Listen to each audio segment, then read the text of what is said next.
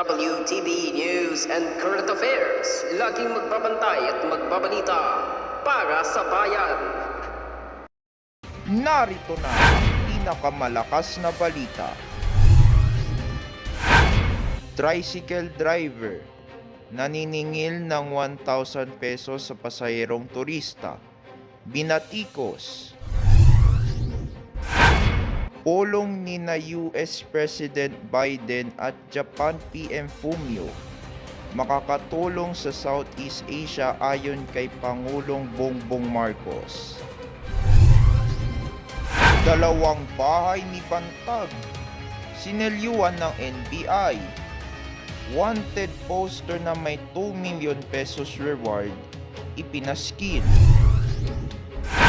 18 lugar sa bansa na isinailalim sa state of calamity, posibleng madagdagan. At sa showbiz tonight, Tom Rodriguez game na sinakyan ang mga parody ng kanyang Versace on the Floor cover.